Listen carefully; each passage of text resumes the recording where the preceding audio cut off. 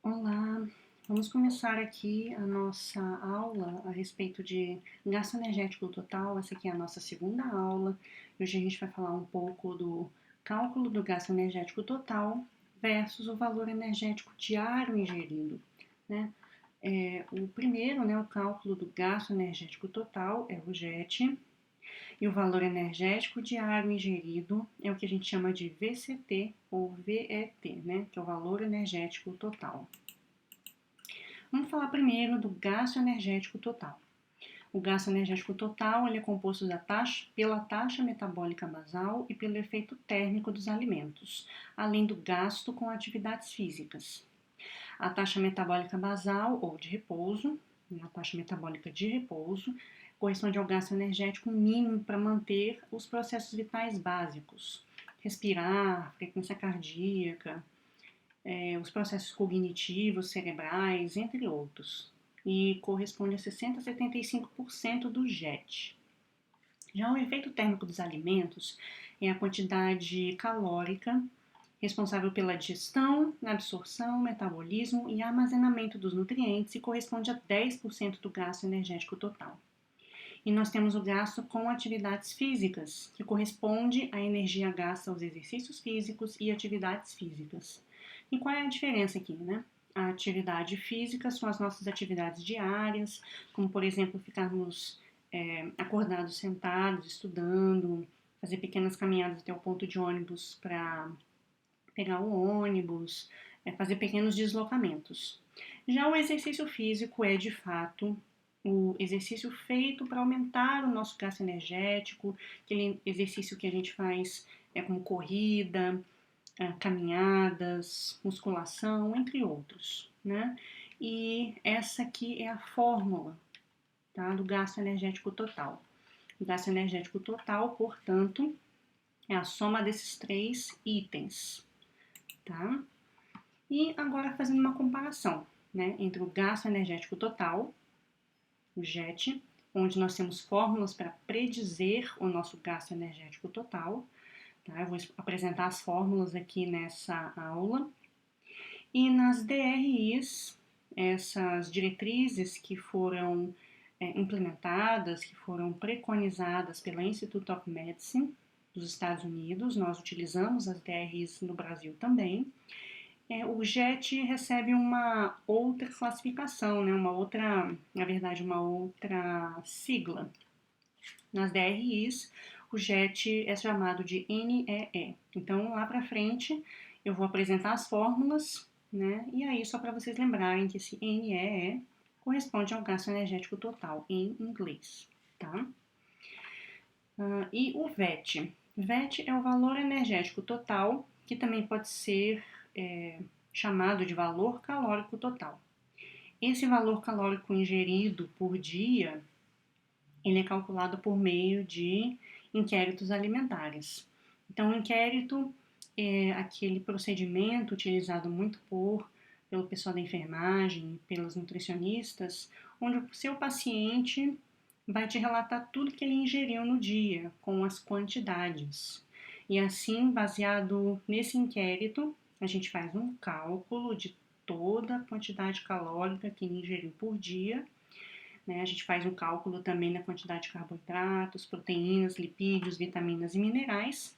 E aí a gente compara com aquilo que é predito pela fórmula, por aquilo que é o padrão ouro que nós utilizamos, tá? Então, essa comparação do gasto energético total com o valor energético total ingerido diariamente é uma comparação muito importante, porque nós podemos estar em balanço neutro quando o gasto é igual ao valor ingerido, assim a gente não ganha nem perde peso, nós estamos em equilíbrio. Podemos ter situações onde o gasto é menor do que a ingestão, ou seja, a pessoa ingerindo demais ela ganha peso. E nós temos casos, né, onde o gasto energético supera a ingestão, então a pessoa começa a perder muito peso. Quais são as equações usadas para a estimativa do gasto energético total? Nós temos várias, né? A primeira foi desenvolvida por Harris e Benedict, são dois pesquisadores, em 1919, onde eles fizeram um estudo com homens e mulheres em diferentes faixas etárias e eles formularam uma equação que prediz o gasto energético total de um indivíduo. Tá? Depois deles dois, né, nós tivemos ainda Pedro Escudeiro, Krauss, tivemos aqui um órgão, Food and Nutrition Board, em 1979, a FAO, que é um órgão ligado à Organização Mundial da Saúde, formulou uma equação também em 1985 e em 2002 foi a última atualização feita pela Institute of Medicine. Vou apresentar um pouquinho aqui dessas fórmulas. A primeira que eu vou apresentar para vocês é de Harris e Benedict. Então, eles fizeram um estudo, né, bastante interessante, utilizando uma mensuração indireta da taxa metabólica basal. E a partir daí eles formularam duas equações, onde a gente tem peso, altura, idade e gênero, né, como fatores preditores da taxa metabólica. Ou seja, a sua taxa metabólica tem relação com o fato de você ser homem ou mulher. Homens, em geral, têm uma taxa metabólica maior, porque tem mais massa magra, né? Então, tem um gasto energético total maior por esse motivo. Tem uma série de questões hormonais também. O peso influencia, a altura influencia e a idade, né? E aí eu preciso lembrar que pessoas idosas, em geral, têm uma taxa metabólica um pouco menor quando comparado a um homem mais jovem, mesmo com o mesmo peso e com a mesma altura, tá? E houve uma atualização dessa utilização, né, dessa equação formulada em 1979, porque para pacientes hospitalizados, o fator atividade é um pouco diferente, né, do utilizado, e o fator injúria também é diferente. Então, o gasto energético total para esses pacientes hospitalizados seria o gasto energético basal vezes fator atividade, e aí nós precisamos pensar se esse paciente está confinado ao leito ou fora do leito. E temos também aí o fator injúria. E esse fator injúria é um fator que nós utilizamos para multiplicar, né, os outros dois, uma multiplicação aqui entre os três. E leva em consideração a cirurgia, o trauma esquelético, a septicemia, queimaduras, entre outros, tá? Isso aqui são apenas alguns exemplos de fatores em injúria que podem ser utilizados. Em 1985 temos, né, uma segunda fórmula muito utilizada, as demais que eu havia mencionado não são tão utilizadas assim. E temos aqui uma equação que é bem mais simples, né, porque essa classificação ela é distinta para faixas etárias. Então aqui a gente exclui, né, o fator idade. E nós temos aqui as equações para homens e mulheres em diferentes faixas etárias, levando em consideração o peso apenas, tá? Então é uma fórmula um pouco diferente, ela funciona bem também, todas as duas funcionam bem. Alguns estudos mostram que essas fórmulas podem superestimar um pouco a taxa metabólica basal, mas entre 10% e 15%, né, em relação ao total calórico que a pessoa poderia ter se a gente tivesse calculado utilizando outras fórmulas, mas em geral são fórmulas que funcionam muito bem, tá? E para utilizar o método FAO, primeiro nós fazemos a equação, né? A gente pega a equação aqui para o gênero da pessoa, dentro da faixa etária dela, para fazer esse cálculo da taxa metabólica basal, né? Então aqui estão as fórmulas para a predição da taxa metabólica basal. E aí se multiplica a taxa metabólica basal pelo fator atividade. O fator atividade é esse aqui, tá? Atividades leves, moderadas e intensas para homens e mulheres. Aqui a gente não está pensando em exercício físico, tá? O exercício físico é um gasto calórico que a gente tem que calcular separadamente para qualquer uma dessas equações utilizadas, tá? Então a gente tem tabelas específicas para exercício físico, dependendo do tempo do exercício físico, tempo que a pessoa se exercita e dependendo da intensidade. E aí a gente soma sempre o total calórico gasto no exercício físico a esse JET calculado tanto pelo método da FAO quanto pelo método Harris e Benedict. E por último, eu estou apresentando as 3 principais fórmulas e eu vou apresentar a fórmula utilizada nas DRIs. E para essas fórmulas, que foram essas equações de predição que foram formuladas pela IOM, eles utilizaram um método chamado de água dupla marcada para predizer a taxa metabólica basal, tá? E aí nós temos aí essa fórmula básica, essa fórmula de estimativa, né, do JET, que aqui, né, pela sigla em inglês, ele chama de NEE. Então, ele leva em consideração alguns fatores calculados, e eu vou mostrar 2 equações para vocês aqui, levando em consideração a idade em anos, peso em quilos e altura em metros. Então, eu vou mostrar aqui algumas fórmulas e a forma como a gente pode utilizar, né, essas 2 fórmulas que eu vou mostrar para vocês. Então, a primeira é essa fórmula aqui para mulheres acima de 19 anos, mulheres eutróficas, mulheres que não têm nenhum tipo de alteração de peso. Essa aqui é a fórmula, tá? Para mulheres, sendo que o fator atividade depende se a mulher é sedentária, leve, moderada ou intensa. E essa aqui é a fórmula para homens. Então, a gente vê também, né, que as fórmulas precisam novamente ser separadas para homens e mulheres, porque existe uma grande diferença.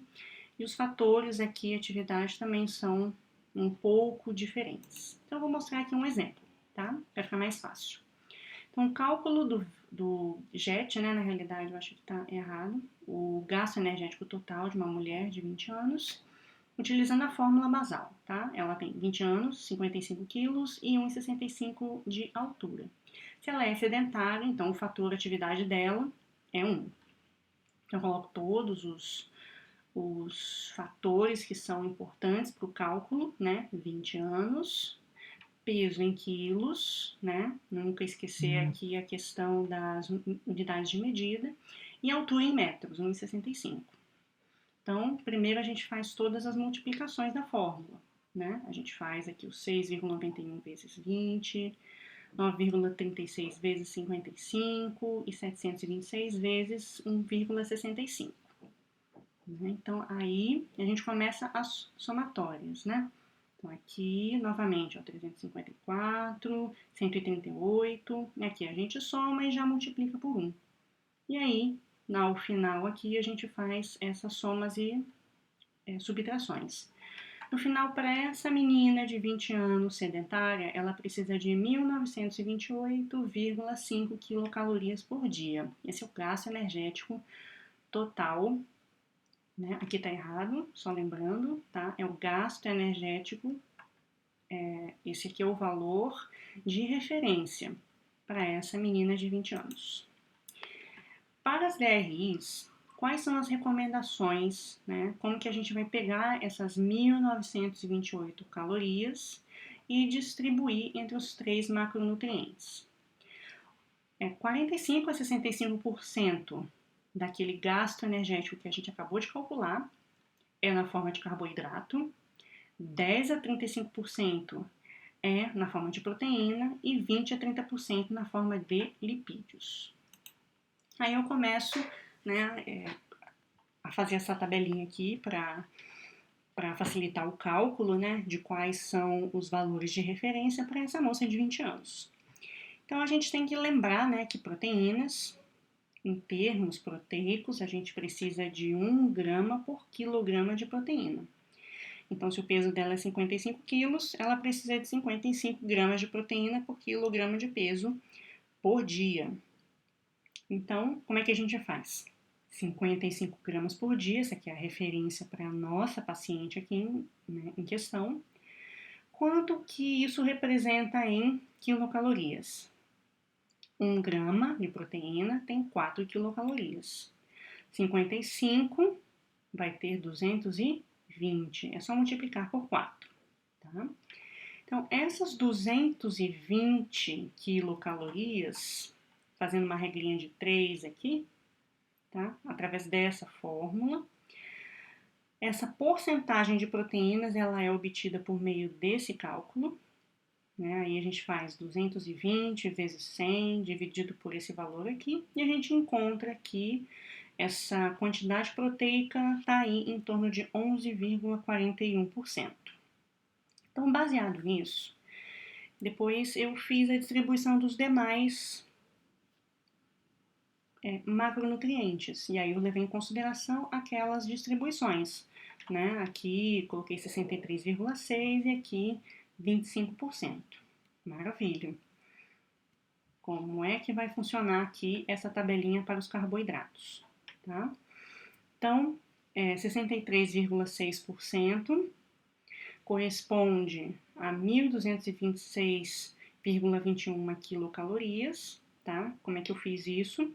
Quilocalorias de carboidrato, a gente faz uma regrinha de 3, né? Faz com esse valor aqui, perdão, esse valor em relação a esse, e aí a gente descobre que essa quantidade de quilocalorias corresponde a 63,6% do total calórico. E aí, para a gente descobrir quantas gramas de carboidrato isso representa por dia, a gente pega esse valor e divide por 4, tá? Em termos de lipídios, né? A gente faz a mesma coisa, tá? Faz aqui uma regrinha de 3, né? Levando em consideração esses 25%. Aí eu, pela fórmula, eu descobri que são 482 quilocalorias, tá? Aqui é quilocalorias por lipídio, né? Aqui eu errei na descrição aqui no slide. Eu tô falando dos lipídios agora. Então, essas 482 quilocalorias correspondem a quantas gramas? Divido por 9. Por quê? Porque 1 grama de lipídios tem 9 quilocalorias. 482 quilocalorias vai ser igual a 53,56. E aí a gente monta a nossa tabelinha de nossa referência, né, para os nossos pacientes, e aí a gente faz um inquérito alimentar com essa pessoa e compara com os nossos valores de referência. A gente vai falar um pouco mais a respeito do inquérito alimentar em outro momento, certo? Então, muito obrigada.